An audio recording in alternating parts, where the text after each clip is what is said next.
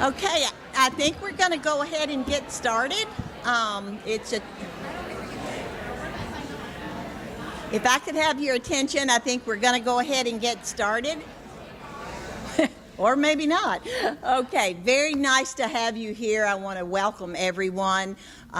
This is an important session, and I'm happy to see this many folks here who are interested in hearing about the benefits changes. I know everyone's heard a lot of rumors. We're hoping to give you some additional facts today.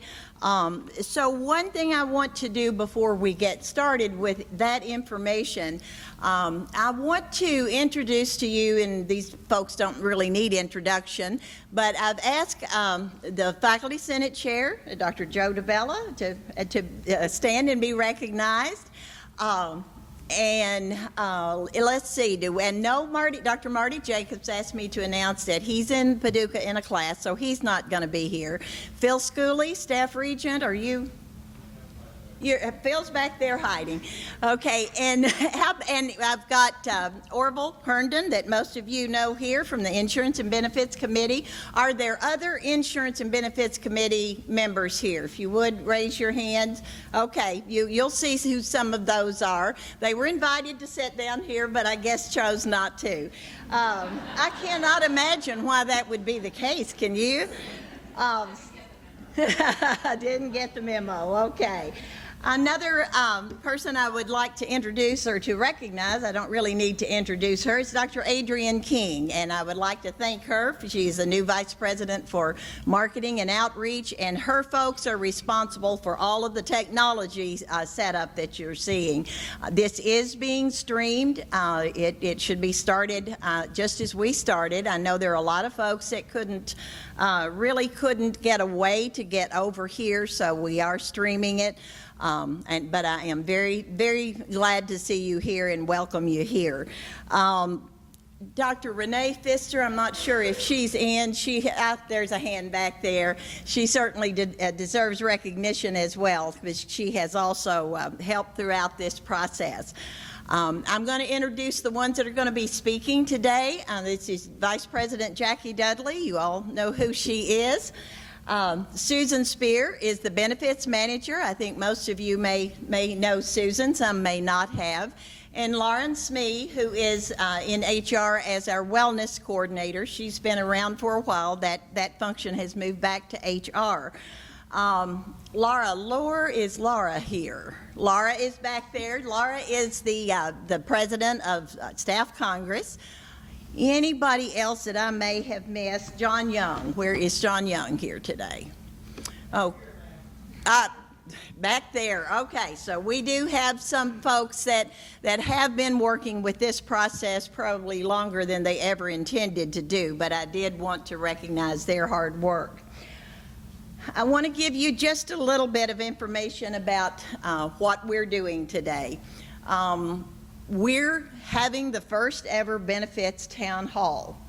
What a benefits town hall is anybody's guess, because it is our first one. But what we are doing is trying to get information out early. We are looking at significant changes in our benefits plans, and we're going to talk about the what and the why of those as we go through the process. But we felt it was important, and actually I have to give credit where credit's due. This came from Chuck Plummer in the Staff Congress meeting back last fall, when we were talking about how many changes we would anticipate coming down the pike. In a meeting, he said you might want to have a town hall meeting so you could get people kind of more informed and do that a little earlier. So whether this was a good idea or a bad idea, we're going to give Chuck credit. What it is not is every single thing that you will need to know for open enrollment, and I want to be very clear about that. It is a broad overview of what the changes are going to look like. When we get back to Human Resources after this session is over, We will post the whole slide deck that you're going to see today. We will post that information on the HR website. You will see on that website that in our open enrollment website, there's still a few little banners that say coming soon. Those are the things that we're finalizing in terms of getting them on the website, but there's a lot of information that's up there already, and that will continue to grow. Open enrollment will be October you don't have to remember this right now because it's a few weeks away, but October the 23rd through November the 6th. It's about a week later than what we normally have, but that's very much by design so that gives us more time to work with individuals to help people understand what their choices are. Again, this is a town hall meeting that is just for information, that is general in nature. All of the kinds of things that we do for open enrollment will still be there. We will have as many sessions as there is interest in having. We will have that schedule posted on our website. That may already be posted. Susan's nodding, it is. So that information you will still have. And the other thing you will also continue to have, whether it's with health insurance or any others, anything that you prefer to meet with someone in HR on a one-on-one basis, that is always an okay thing to do. So we're going to be giving you a lot of information. We know that your first reaction is likely to be this is a lot of information to absorb. This is not a one shot that you have to understand this. This is a situation where this is your first preview. Then we will have a lot more education for campus between now and open enrollment than we normally have because that we are having the changes. So, any rate, what we're looking at today, again, the overview. The second point I want to make is the shift in kind of what our philosophy about benefits would be. And this is not anything that others haven't already done. We're a little bit behind the curve in getting our plans to look like this, but the world of healthcare today is very different than it was even, say, 5 or 10 years ago. We cannot continue to pay just the cost for people getting sick. That shift has been, instead of paying for sickness after it occurs, the shift has been nationwide in helping manage and helping catch diseases before they're a problem. Managing blood pressure, managing diabetes. You'll hear a lot of more information on what all is available. So you'll hear us use through the next several weeks and throughout the year the notion of getting employees engaged in our own healthcare choices.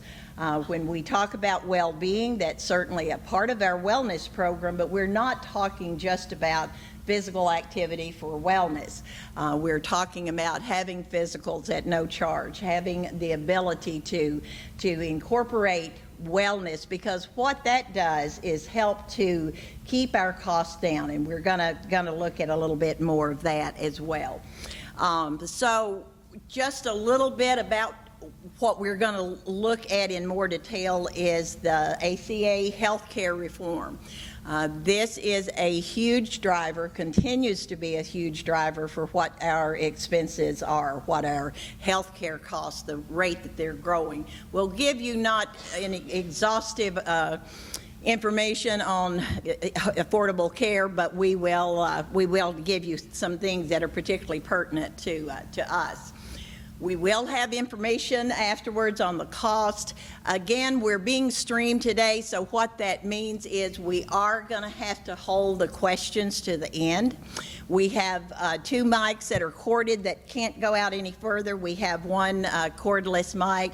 So in order for those individuals who are out there listening through streaming, rather than just ask the question where you are, we are going to have to manage the microphones. But that is, maybe a little bit inconvenient for you, but that is so that the message can be heard in other places as well. We will answer the questions at the end.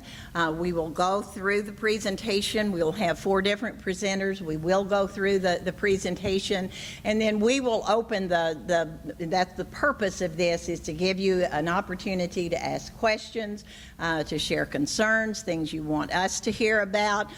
So we will do that to the degree that's reasonable, but we'll be around for a while. I wanted to start with what are the things that are impacting our cost. I'm not talking about any one person, but I'm talking about how we look at, okay, we had a little issue earlier with our, wasn't me that dropped it. So we'll play with this, and if this doesn't work, we'll use our laptop. Susan, that may be what we have. No, here we go. All right, we'll put the parts right there. Okay. Medical, I hate standing behind a podium, and I have to keep reminding myself, so if I wander off, they're going to give me signals in the back, but I'll try to remember to stay in front of this. The rising medical costs. Everybody in this room understands that medical costs are increasing. They have been for a very long time. We don't tend to think about it in terms of our group plan. We think about it in terms of what it might cost us in a copay or a co-insurance situation. And right along with that, and it's actually kind of trending a little bit even higher now, are the drugs that our medical plan covers. Pharmacy costs are the most rapidly increasing subset of factors that are going into what that cost is. There are a lot of specialty drugs that are out now that are extremely expensive. 12-week, and this is wonderful for individuals in this category, but Hep C now has the potential of a cure. That round of 12 weeks will be between $90,000 and $100,000 for that one person for that one event. So the costs are there. We could spend a lot of time on that, not going to, but we could spend a lot of time on that. The other that I've already mentioned is health care reform. As of this point, since health care reform became the law of the land, Murray State has already spent over $600,000 in taxes and administrative fees. We are now tracking all employees, whether they're adjunct, part-time, because over the course of the entire look-back period, we've got to determine if they average 30 hours per week or not. So we've got a tremendous amount of checking and updating to do that.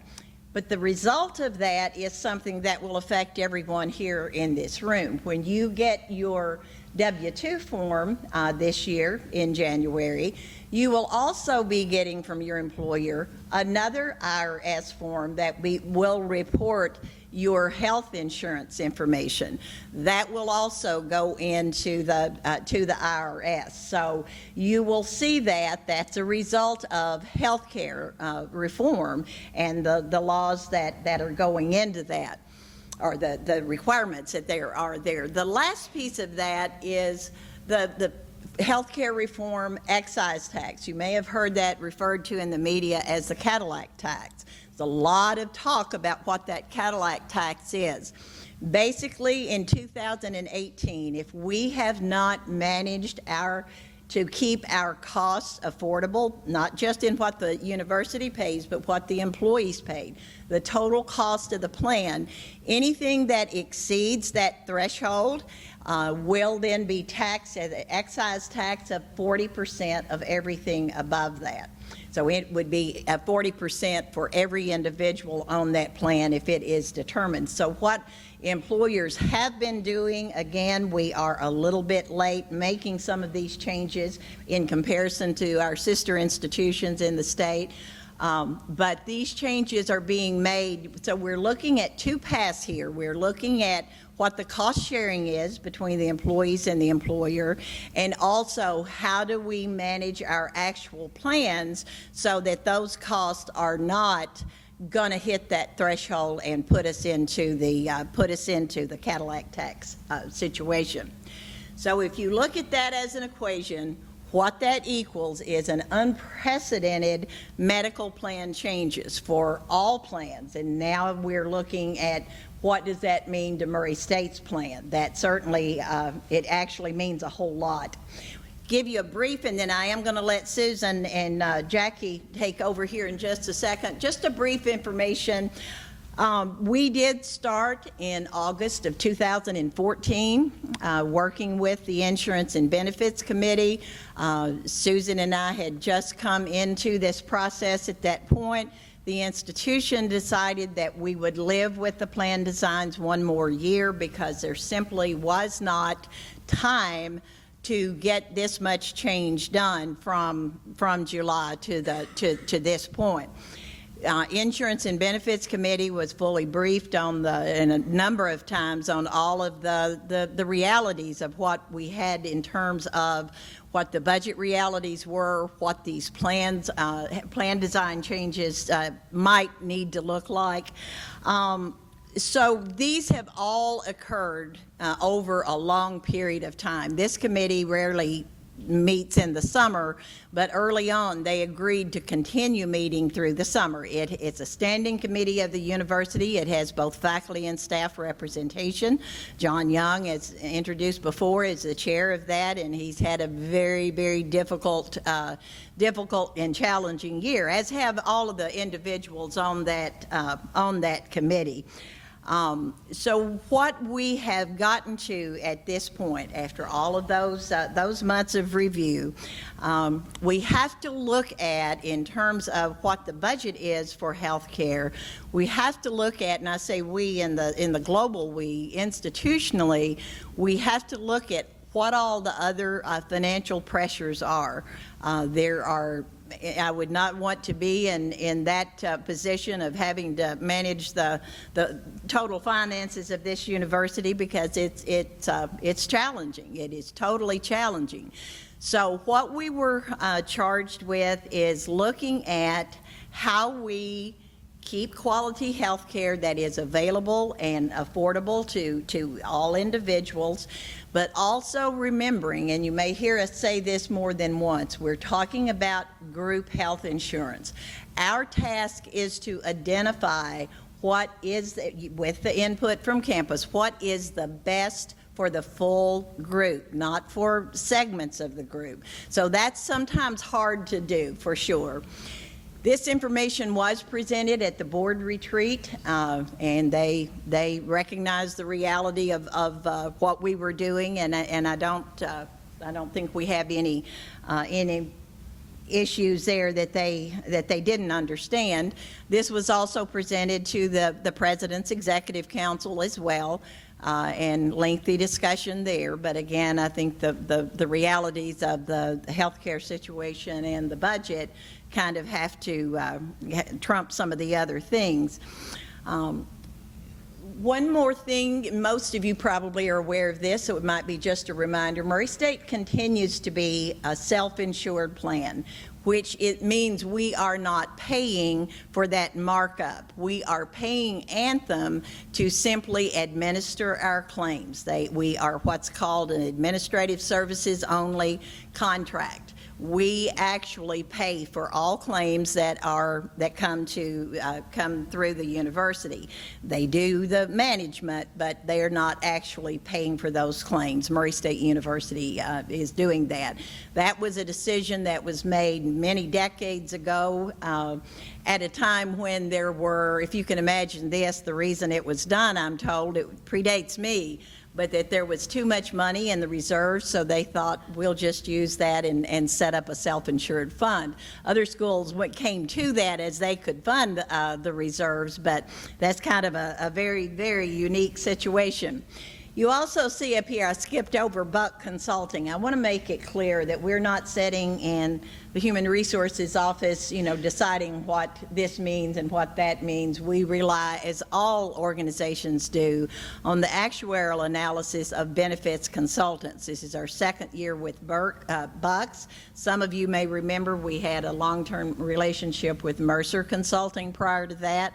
But they're doing the scope of what the changes are, what if we make this change, how is it likely to look? So that's been a part of our process. I'm going to move a little more quickly. ACA grandfather status, if you have heard that is something that the university has kept since the healthcare reform started. It really is not doesn't make a lot of sense to keep doing that, but that has played a part in the next point, which is we have not made any plan design changes since 2010.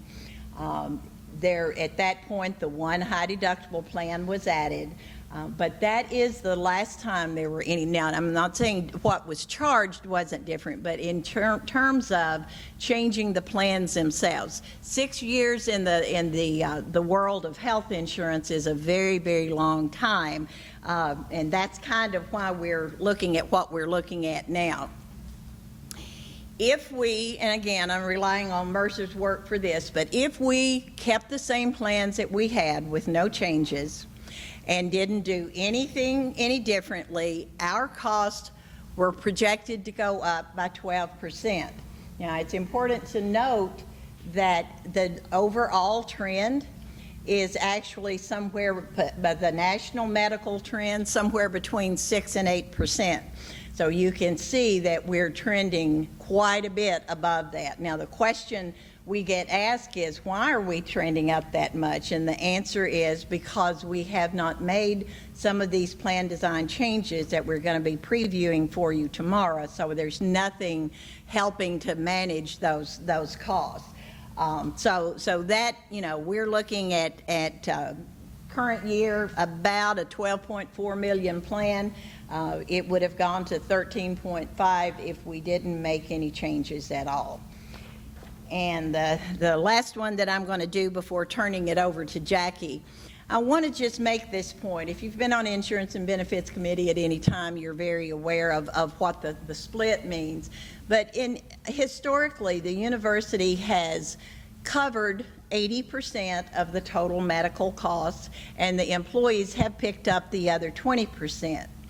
Over the past few years, because the university has been absorbing the lion's share of the increases, then that has changed. So this year, we're at 85. The university is covering 85%, and the employee premiums are covering 15% approximately. That's overall claims. So we have people say occasionally, but we're paying for our insurance. Why are you changing it? Because the portion that employees pay is 15% of the total cost of our health care plan. So Jackie's going to talk about in a little bit more detail some information about that would be interesting maybe to some and not to everybody. Yeah, here's our broken. You want to change it? I was going to give you the broken one. Out of full disclosure, yeah, I dropped it and everything fell apart. It's brand new, by the way. And no doubt HR will send me an inter-account bill tomorrow to buy a new one. So I won't be touching that. Took me a long time to get a budget slide in this presentation, so this will be the one and only one that you'll see. But I did feel it was important, as much as we've went through talking about cost, to review really what we put into the plan, and as well as what the employees have put into the plan.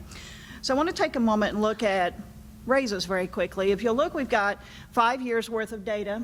I hope everybody in the back can see it, but as Joyce said, this will be on the internet when we get done.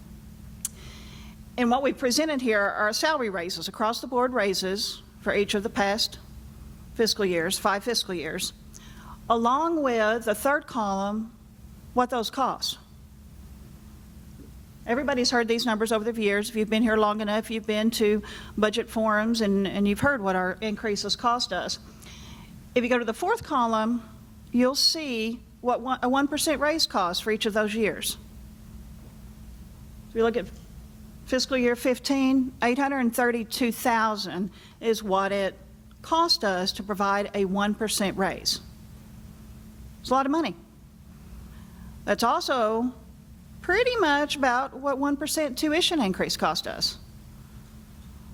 So when you hear our tuition's going up, that's relative to what your salaries are going to be paid from.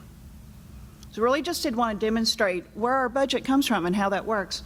If you go to that next column, health insurance budget increase, what you're going to see there is what the university has put in to healthcare for each of those years. Now that's not the total plan cost, that's how much the university's funded of the increase. So our plan, and I'm not sure if that's something you guys are going to talk about later on, but we've got an $11 million plan.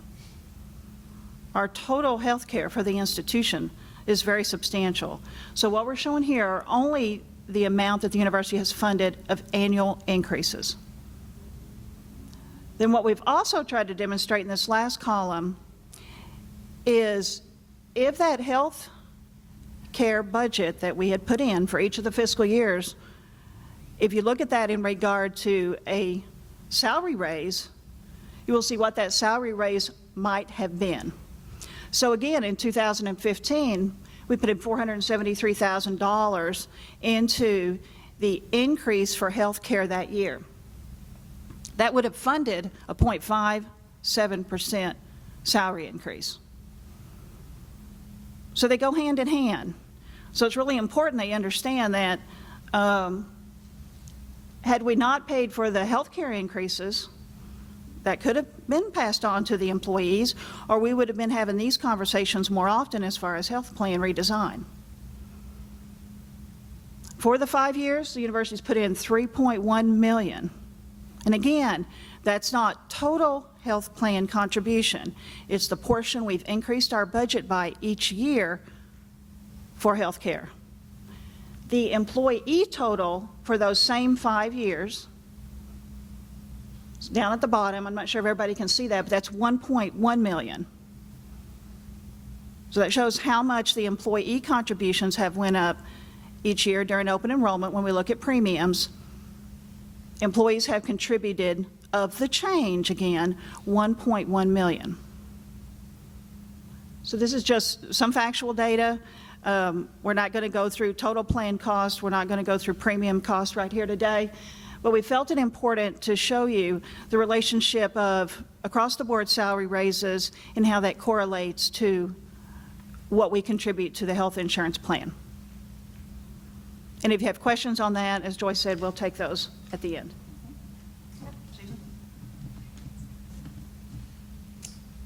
All right, I will grab the clicker because I'm going to need it here. All right, so we are going to move on now. So Joyce and Jackie have covered a lot of the why, so kind of helping us understand why we are where we are today. And what I'm going to do is I'm going to go through the plan changes. So just kind of want to let you know up front, the rate information, things like that will be updated on our website. We're just going to talk about overall plan structure, what's changing for next year. So as we're going through this, I want to just kind of tee it up with a little bit of information. What we've tried to do in looking at these plan design changes is make sure that based on all the things that are hitting us from a healthcare reform standpoint and taxes and plan design changes and the structure of insurance in general, that we're making sure that we're trying to make changes to our plan that will protect us going forward when it comes to our healthcare. Also adding some savings account features and increasing our savings account contributions to help everyone save, to help pay for their medical expenses in the future. Because a lot of what's coming and the changes that are coming with healthcare are really helping for our insurance to have better plans that we can utilize, but also you're going to have to be more engaged in the costs that you're spending in your health care. So the health savings accounts can really help with that feature, and we'll talk about those in detail. But then also to add some voluntary benefits. So add some different options that are voluntary for you to take to help with some of your health care expense, and also protect yourself in those situations where you might have some major medical expense. So we'll look at the detail of those as we go. This slide is meant to be quick, so I'll flip through it here really quick, but just wanted to kind of highlight some of the new things, but I will cover each of them in detail, so we're not going to just cruise by them. One thing I do, there's a lot of things coming, like some adjustments, some different premium adjustments. You'll have some options with your premium. There's different changes with our, we're going to do a dependent eligibility audit next year. We're also going to add some voluntary benefits to our plans, and we're going to make, we're having plan updates to our PPO plan and some high deductibles, so we'll talk about all these in detail. But one thing I did want to point out on this slide is the Know Your Rx Coalition. So our prescription coverage is still going to be through Express Scripts, but we are adding a piece of it where we are joining a coalition with different universities in the state of Kentucky. So our insurance, for our, as far as our rates are concerned for prescriptions, will be part of a larger group. So you will see some cost decrease from us doing that. We also get an added level of service to that, which would be the Know Your Rx Coalition has pharmacists that can help each individual on an individual basis, if you would like, with your prescription costs and understanding your prescription costs, and then also helps you kind of figure out what you want to do going forward. So we'll have an added level of assistance, and we'll be part of that larger group. So first thing we want to talk about is our Racer Wellness Program and how that kind of fits into the big picture. So I'm going to hand it off to Lauren for a slide here so she can cover that with you. Good afternoon. I'm going to talk to you briefly about the wellness portion of our presentation, and I want to let you know that the Human Resources Office is really excited about some of the things that we're adding here. The first thing I want to tell you about is the Racer Wellness Savings Plan, and basically what this will allow for employees is to receive a medical plan premium discount of $10 per month.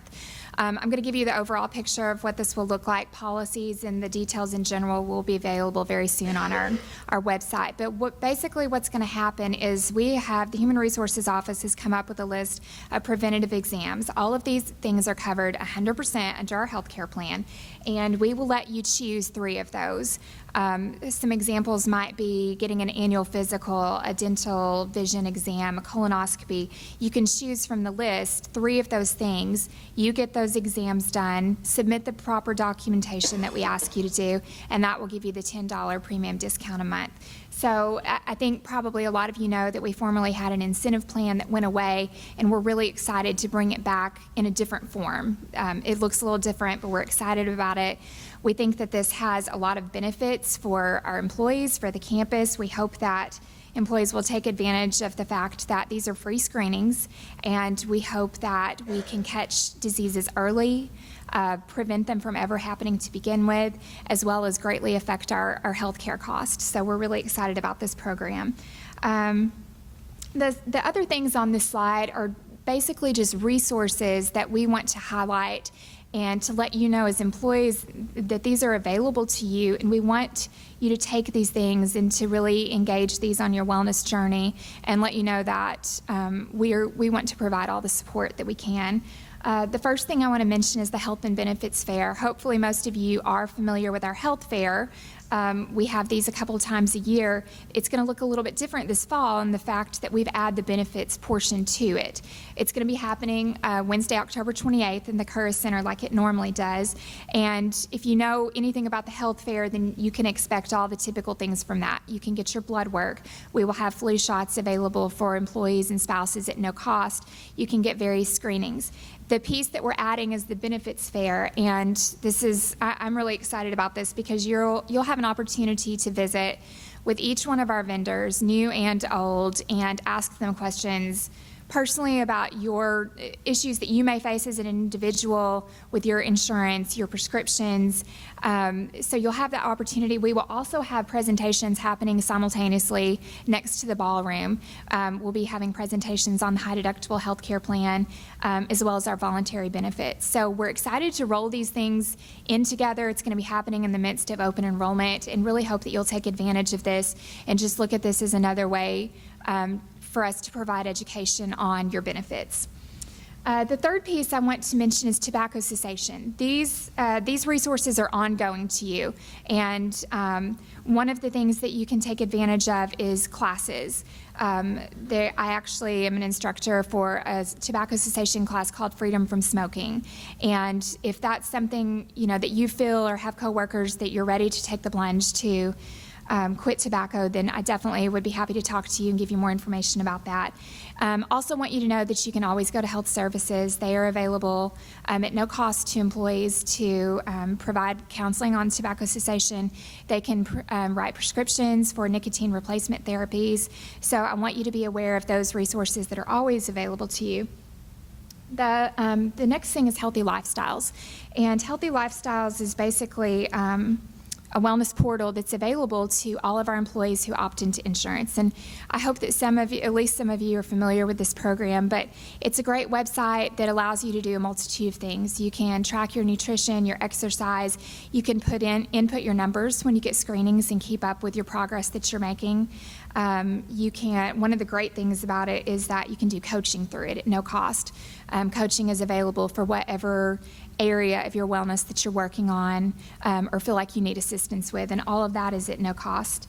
The last thing that I want to tell you about on this slide is a diabetes education program that's going to be starting on September 22nd. And I'm really excited about this program because this type of thing is such a great thing to be able to offer employees. It's no cost. It's something that if you went to your doctor, then you would spend a lot of money out of pocket. This is being conducted by some great faculty members on our campus. Amelia Dodd is actually here sitting in the back and heading up the program. And basically this program is for anyone who's a type 2 diabetic, pre-diabetic, or has metabolic syndrome. So I would be happy to answer any questions and give you additional information about that after the program. But it's a great opportunity. It'll provide free lab work at the beginning and end of the program. As most of you know, type 2 diabetes is something that can a lot of times be reversed with lifestyle changes. So I really hope that you will take advantage of this. This is a free program for employees, spouses, as well as community members. So I'm going to hand the mic back over to Susan. All right, so the next thing we would like to cover is the Employee Assistance Program. So this program is something that's being added at no cost to the employee. So Murray State's paying the cost of this program. And it is, if you're not familiar with an Employee Assistance Program, this is something that is available to you for additional counseling services, financial planning services. There are great resources for you that you can do in addition to any medical resources that you might utilize. There are also, an EAP has the services available to supervisors. So if you are a supervisor and you're dealing with a situation you've never dealt with before, or something that you'd like some additional training on, there'll be a piece of it that's available to supervisors. There's also some critical response. So if we did have any kind of critical or major incident on campus, they would be on campus, available for counseling, different things like that. And this is being covered by Murray State, and you'll be able to utilize it as you would like to. This is something that's going to be available to all employees, spouses, and dependents. So it's a great resource that's going to be added, and we hope that you guys will utilize it going forward. So now what we're going to get into is probably the meat of it here, so the benefits package for next year. So when we look at our full benefits package, traditionally what you've thought of as medical, dental, vision, and those are still all things that are going to be offered. A piece that you probably are not as familiar with, we're offering 3 additional voluntary benefits. So we'll talk about those when we get to that section. First thing I wanted to mention, so with our medical plans, In the past, we have had 2 PPO plans, which are preferred provider organizations, and 1 high deductible plan. So for 2016, the main change with our plans is that we will be moving to 2 high deductible plans and 1 PPO plan. So a little bit different than what we've seen in the future, and we'll get into some examples and some cost examples to help, because I know there can be some concern associated with high deductible, and we'll definitely try and help with that and look at some examples here in a little bit. One thing I wanted to touch on while we're talking about medical is the premiums. So there are going to be 3 different programs that are added that will impact premium cost. So we'll go through each of those. The first one being wellness savings. So Lauren's already talked about this, so I won't go into great detail, but you will have the option to lower your monthly premium by participating in the wellness program. So that'll be a great feature added for this year. The next one being the tobacco premium. So you've probably heard a little bit about this in the preview. This is something, if you're familiar with the retirement system, this is something that the retirement system has had in place for a while. And it's just something that a lot of companies are moving to. Tobacco users traditionally with medical claims cost significantly more on the plan. So what Murray State's asking is that we just share that cost, additional cost to the medical plan. So that premium increase will be an additional $50 per month for medical premiums for tobacco users. The spousal coverage, so this is another change. The spousal coverage is a piece where if there's a lot of different companies here locally, when we look at how spouses are covered on the plan, a lot of places already have programs in place and have for several years of how spouses are covered if there's a surcharge or if they're covered at all, if they have coverage available through their employer. So what Murray State is moving to is we will, if your spouse has coverage available through their employer, they will not be eligible to be on Murray State's plan. There is a comparable coverage piece to that, and it can be a little confusing, so this detail will be on our website. So the comparable coverage piece will be if your spouse has comparable coverage, they won't be eligible. The 2 main criteria that you'll look at when you're trying to decide is it comparable or not will be if they're employed somewhere where the employer has more than 50 employees, they are required under the Affordable Care Act to have affordable coverage. So if they work somewhere with more than 50 employees, they're most likely not going to meet that comparable coverage, or they will meet the comparable coverage. They would not be eligible at Murray State. The other piece will be if they don't have more than 50 employees is do they offer any single plan that's less than $125 per month? And if they do, then they do have comparable coverage to what Murray State offers. So those will be just the 2 main things that might help with some of that, trying to figure out if it's comparable coverage or not. So if you have questions about that, again, we'll take some at the end, and we will have the detail of that up on our website to help you out with that. The next piece we're going to go to is the flexible spending and health savings accounts. So these are a piece that are going to play very nicely with our medical plans in the future, and if you haven't looked at a health savings account in the past, I would recommend that you do just kind of explore that a little bit more, and we'll talk about it in more detail. Health savings accounts work directly with high deductible health plans, and they are a great way to save money for your medical expenses in the future. I'll talk about these in detail when we get to our example, so I'll just hit some highlights here. They are pre-tax contributions that you can set aside for your medical expenses, and there are some limits each year. We are increasing the employer contribution, so if you open a health savings account, then the employer portion is increasing to $400 for a single and $800 for a family for 2016. So we're adding some contributions to that. That does roll from year to year. You can carry it with you. You can move it from year to year. It's not use it or lose it like a flexible spending. So flexible spending is the next one. Flexible spending account is probably the more traditional thing you're used to. Those are more commonly associated with a PPO plan, and that money is use it or lose it at the end of the year. One thing we're changing for next year with the flexible spending is you will have a $500 carryover feature that you can carry over for the next year. So that'll be a different twist to the flex spending plans next year. All right, so then the next coverage that we'll talk about is the dental coverage. So some great news here. The plan designs are changing in a positive way, so hopefully you'll like the features that we're adding to dental. The premiums are also going down with our dental plans. So those will be less expensive than they were in 2015. We've also been able to, with making some plan design changes, we've been able to add some coverage to the standard plan. So if you remember from past years with dental, it covers fillings and cavities if you take the standard, but if you get into any major dental work, there's no additional coverage for that. There is now a piece of that added to the standard plan, and it was stayed with the enhanced plan. So that is a little bit of an added benefit to dental. And then also with our enhanced plan, if you take that, there is some coverage available for orthodontia, which has not been something that's been offered in the past. So hopefully a lot of you will enjoy that feature. The vision plan, also some great plan design changes. So as we get this stuff out on the web, you'll be able to see some good plan design changes with our vision plan, and the premiums for vision are also decreasing. So another hopefully positive spot on the benefits, that we will see some decreased costs in some of our benefits. The next piece is the voluntary benefits. So this is something that is newer. We have never offered these in the past. So hopefully you'll take some time to get to know them a little bit and decide if it's something that would work for you. With the voluntary benefits, those pair very nicely with a high deductible plan. So if you're someone who has a little bit of concern about going to a high deductible health plan, most of the time people are concerned about them because of what if I have a major medical incident. So the voluntary benefits are great because if you add some of the voluntary benefits to your plan, if you did have a major medical, say an accident, critical illness, or a hospitalization, the different plans will pay directly to you based on what injuries occurred or what critical illness you've had. So those will actually pay directly to you and will help you pay your out-of-pocket costs. So if you do have to meet your deductible or meet your max out-of-pocket, these plans will pay to you to pay those costs. So the accident plan will pay directly based on the injury. So it's kind of an accident and injury type thing.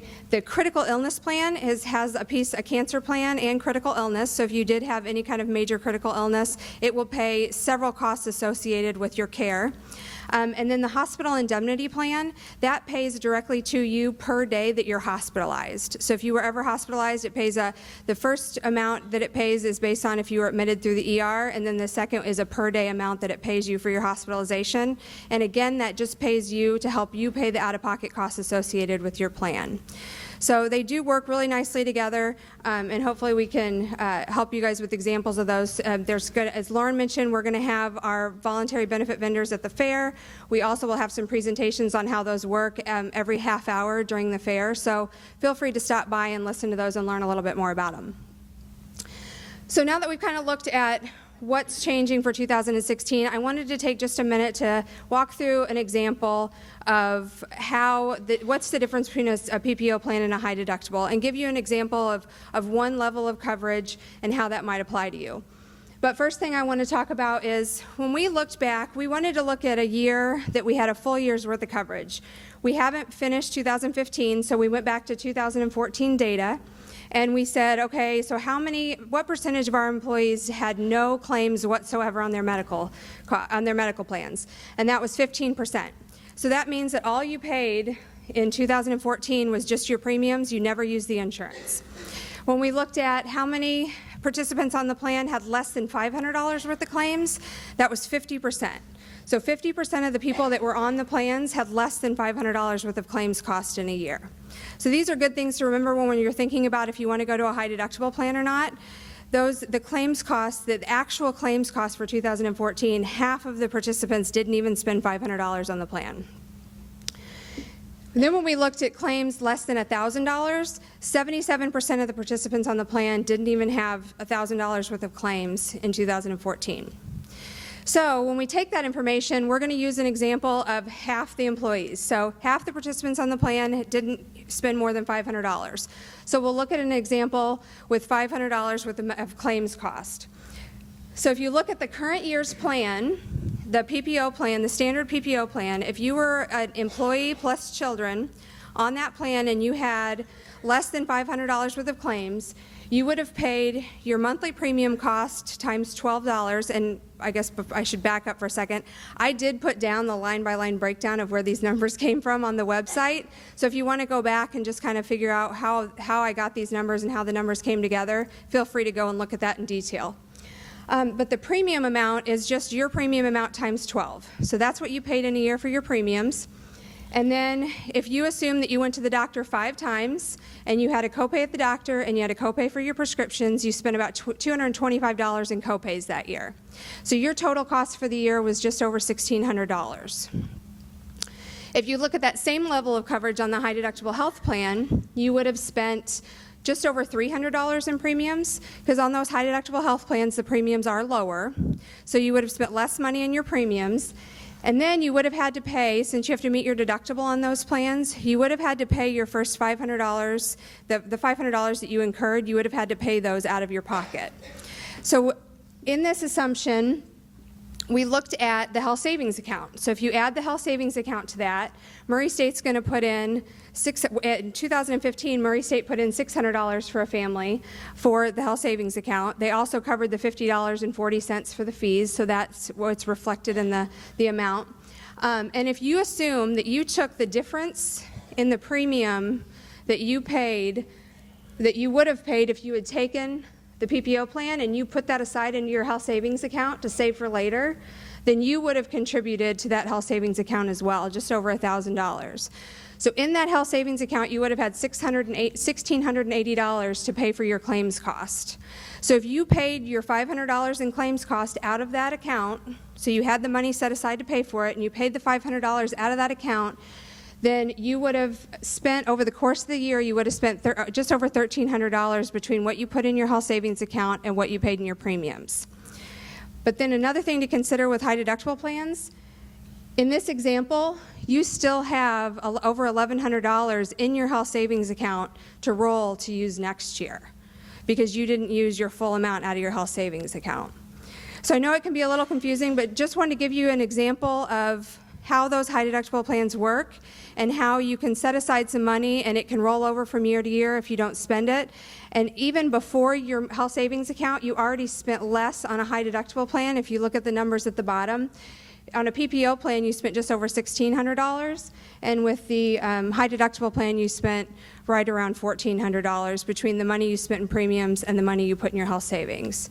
So I know that there can be a lot of concern around those types of plans, but there are some examples that we can walk through, and I'd be happy to help anyone with those examples, just to see that money does roll from year to year. You have it to spend on medical in the future, and it will be yours to continue to use in the future, so you're not going to lose it, and you can save some of that money that you might have spent on premiums on a traditional PPO plan. All right. So with that, I just want to explain a little bit more about health savings accounts to help with that piece of it, since they're not as familiar to people. With the health savings accounts, there is a max contribution that you can contribute each year. For 2016, that's going to be $3,350 for a single family, and then for a family, it's $6,750. We are increasing the contribution for Murray State. We'll still cover the account fees in addition to this, but you'll get $400 for single and $800 for family, and that the fees of the account are still covered by the university. You own that account, so it's not something that if you left the university, you wouldn't have that money to use anymore. If you were to leave and go somewhere else, you own that account. You can take it with you. You can save for your future medical costs. It's completely your account to do with to pay your medical costs. Also, it does roll from year to year, so I know I've said that several times, but I know there's the myth of use it or lose it, and that is not the case with health savings. So just remember, you can roll that from year to year. There are some special IRS guidelines when it comes to health savings accounts. If you are over 65 and enrolled, there are some things that we can do, but just kind of wanted to let you know that there are some guidelines associated with anyone who's enrolled in Medicare and over 65. So nothing big there, but just want to make sure you knew that, and we can certainly help you with that. So now that I've probably overwhelmed you with all kinds of information, I did just kind of want to give you a snapshot of the things that Murray State is still doing to help support you, one from a cost standpoint and two from an education standpoint. So we still do have some great programs in place. I want to just remind you, if you didn't know already, that under all of our medical plans, we cover 100% of the cost of any preventative screenings that you go get. So if you go to the doctor for a preventative screening in a year, Murray State's that's going to be covered 100% under your plan, even if you haven't met your deductible. So those types of yearly annual visits are still going to be covered before you meet your deductible. The critical illness plan, if you do take that as a voluntary benefit, I just want to kind of let you know, because this is probably something that most people probably won't notice on there, but there is a $100 reimbursement if you do your preventative medicine screenings. So even though they're free to you because they're covered at 100%, if you have the critical illness plan, you can submit to them that you went and did your preventative screenings, and they're going to send you $100. So that's a great feature of the critical illness plan if you want to utilize that. Health services is still available to employees at no cost, so you can go to health services anytime and utilize those services on a daily basis if you need them. Also, the EAP has additional counseling services, and that plan, again, is at no cost to the employees. Murray State's covering the cost of that plan. You'll have the $10 per month wellness premium discount, which will help with your premium costs for next year. And then Murray State is increasing that contribution to the health savings account. With the health savings account, I think I missed it on my slide there, you do have to contribute at least $11 a month to get Murray State's contribution to that account. So you would have to put in at least the $11 to get that full $400 or $800. Education-wise, we want to make sure that you guys have all the information that you choose to have and want to have when it comes to open enrollment for this year. So we will still have all of our open enrollment sessions the week before open enrollment. We also, the benefits fair is going to be a great asset because all the voluntary benefits vendors are going to be there. One huge piece, because I know a lot of people are nervous about a high deductible health plan with prescriptions, Know Your Rx is going to be here the day of the fair and the day after the fair, and they will actually go with you line by line of your prescriptions and help you understand what the cost would be if you paid for those out of your pocket. They'll help you with, do you have any rebates available to pay your cost of your prescriptions? So if you have concerns about those things, they will be here and we'll be doing one-on-one sessions with anybody who would like to look at your prescription costs. So feel free to utilize that if you'd like. We also will be doing the presentations on high deductible health plans and health savings accounts. Those will be at 9, 10, and 11 that day. And then at 9:30, 10:30, and 11:30, it will switch over to voluntary benefits. So it'll be in the same room. The presentations will repeat over and over and they will be by live people. We're not just going to put on a feed for you. But they will be doing them over and over at the top of the hour and every half hour. So you'll be able to come and go from those presentations as you wish and learn more about high deductible plans, health savings, and voluntary benefits. Our website has been completely revamped, so hopefully there's some good educational materials out there for you. There's going to be some worksheets out there to help you calculate your monthly cost if you were to choose different combinations of plans with the voluntary benefits. The details of the example I gave today is out there if you'd like to go look at that. And then any other, as Joyce mentioned earlier, Human Resources and Benefits will be happy to meet with you one-on-one and look at your particular situation anytime. So just kind of to reloop back to why we're doing all this, we are doing this because we know with all the changes that are coming with ACA and with the structures of insurance plans and how they work and engaging employees in their medical, we really want to protect the plans that we have and make sure we're not hitting those tax limits and things. We also really want to help people plan for their future medical expenses and increase their wealth in those health savings accounts to help you pay for things going forward. And then hopefully the voluntary benefits will be something that's there to take away some of that concern. If you were to have a major medical, how am I going to pay for it? Those will be there to help you pay those out-of-pocket costs if you were to have some kind of a major medical incident and had to pay the full deductible or the max out-of-pocket. So with that, I will turn it back over to Joyce. Okay. We are just winding up here, so don't be too alarmed. I'm going to, as Susan just used the term, I'm going to loop back to where we started. Why are we doing this? We're doing it because healthcare costs are increasing at such a rate. We're doing it because of prescription costs. She talked about Know Your Rx. That is a fantastic tool to help you with more customer service and to help have a better option for you cost-wise. Healthcare reform, we've talked about it, it still sits there, and that actually then brings us to why we're doing the changes. It's important to note as we talk about what Murray State is putting in for healthcare costs. At any time, and it happens from many months, if our actual claims are more than what our projected claims are, Murray State is making up that difference. It doesn't come back, we don't go back in the middle of the year to the employee to add additional charges to you. So that's one point we wanted to. Again, when going back to using health services and using benefits of the health fair, I can't encourage you enough to take advantage of those, because if you get those screenings, if you get those services through one of these areas, that's not costing the university's healthcare plan anything. That helps us manage the costs for everybody. A lot of times people will say, well, it doesn't cost anything anyway. I go to my doctor and I get my physical, or I go get this screening at my physician. That is free to you, but it is being charged to the university's healthcare plan. So anytime we have things on campus like Lawrence Health Fairs and certainly the wonderful folks at Health Services for employees, those are actually helping to manage the cost. So I encourage that. In terms of how you can get in touch with us, I don't know if you can see all of the things that are listed on that street sign, but disoriented, bewildered, perplexed, unclear, confused, lost. Anybody think one of those might apply to them? We know that what we've done today has been to provide you with a ton of information in a relatively short period of time. We understand that not everybody in the room has had time to even digest this information, but we want you to know, and we've said it multiple times, and the entire HR staff is here, but we want you to let us help you kind of get through this. It can seem a little bit like a maze, but you can stop by HR.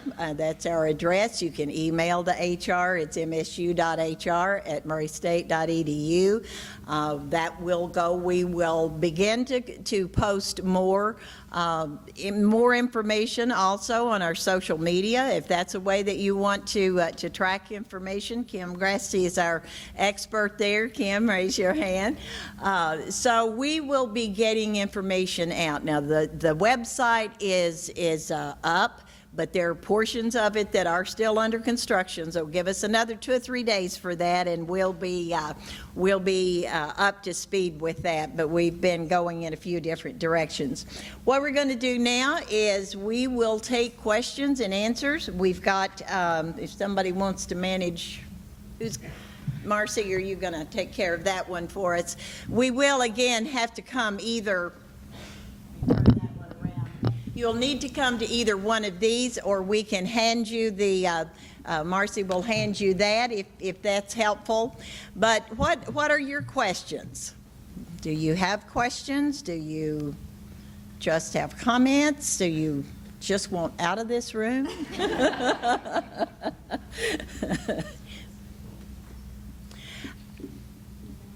I'd like to give, I want to see if either one of you would want to. You're my brave ones that came to the front row. Would you like to say anything, Dr. DeBella? Dr. Bella is chair of the Faculty Senate. Yeah, come on. I just want to say to all of you, I was new at this position. I went to the insurance benefits. All those folks did a wonderful job, and I ask you please to give them a round of applause. They were terrific. They worked hard on all our behalfs, and please utilize the resources. They're very knowledgeable, and thank you very much, and thank you again. My name is Orville Herndon. I'm one of the staff Congress members. I've been on the Insurance and Benefits Committee for quite a few years. This isn't one of the favorite things whenever we go into one of these processes if we find out that insurance rates are going to be going up. Personally, I prefer to keep my money for myself and put it in the bank rather than giving it to an insurance company, but that's how it happens sometimes. One of the things that our committee has tried to do, we've tried to look at the different options. We've had some spirited discussion on some of the things that we've discussed about different changes that were being made in the plan. All of us, I think, probably would have been more than happy if we could have stood before you and said nothing's changing, the rates are going to stay the same, but unfortunately, that's not how life works. But one of the things I have told people that have called me and that has expressed their concerns to me, as you get this information, and this is something that Susan also alluded to in the slide presentation, I would encourage you to do the same thing that I will be doing whenever I get this. Sit down, look at the numbers that you're going to be given, look at the 3 plan options, and consider that in light of what your medical expenses have been for the last year or two, because obviously we will still have some room to go in 2015, but 2014 and 2013, those years are done, and so you can look back, see what your expenses were. That will give you some sort of an idea of where you need to go and which one of these policies you need to go with. Because obviously the thing is going to be to sit down and to figure out what works best for you. That's one of the things that over the years we've talked about in the Insurance and Benefits Committee is it's like, well, different people are going to have different plans, but that's what we understand, that's what we want. We want to give you an option that's going to work best for you, and obviously if you have questions, feel free to give these ladies a call. If you have comments about the process, I and the other people on Staff Congress are on faculty, well, are the faculty members of that IMB committee. Let us know, and if you want to know who to gripe to, contact me. I've got all their names. John, do you want to make any comments, or you? I'm comfortable with how Orville covered it. Okay, John's comfortable with how Orville covered it. Tammy? I would actually like to make a comment. I don't really have a question, but I just kind of want to speak. I just saw preliminary numbers that came out a few weeks ago in an email. And so we've kind of heard how this affects the university, but I've done numbers for my own pocketbook, and so I just kind of want to let the university know how it affects an employee. Sure. And so I'm an employee of Murray State, and my husband is an employee at Callaway County High School. And so he will be forced to take their insurance, I'm assuming. But right now, as he opts out of their insurance, he receives a stipend that we can use in an HSA. And so that would be a loss for us. And then we are also have been on the middle plan, the lower PPO plan, which I feel like a PPO plan is best for my family. And so if I chose to move up to the higher plan, it would be a loss for us and I wasn't sure if we decided, I wasn't sure if you guys would consider the $2,000 that my husband would lose for the HSA plan that he opts out of to be comparable. Okay, let me respond to Okay. that. Basically, she's got a question that is likely others in this room. If you have a spouse that is in the state plan, if they're a school teacher, whatever, the state kind of incentivizes their employees to get off of their insurance company or their insurance plan. So they require, or if you do that, if you agree to do that, they will put $200 or $2,500 into a flexible spending account. This is one thing, and then that spouse comes on to our Murray State's plan.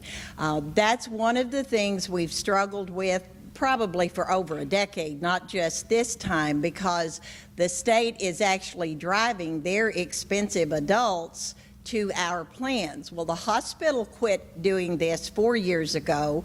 Help me, Susan. Ken Lake's not doing, Ken Lake is doing it. Yeah, they're doing spousal charges. And and I think Orville used the term spirited discussion. There have been many spirited discussions about this part of it.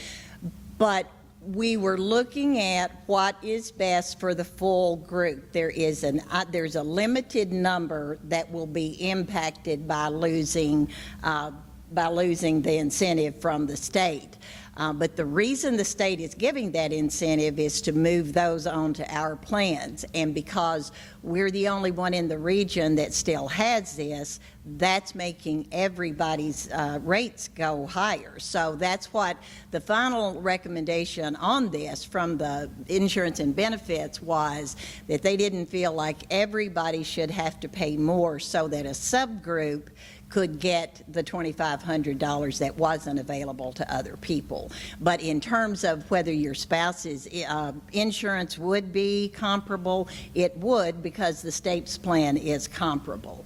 The additional benefit that he's getting from that isn't in play in terms of the comparable insurance. Did that confuse you? No, I understand. I just kind of wanted to take that into consideration when I stated that our loss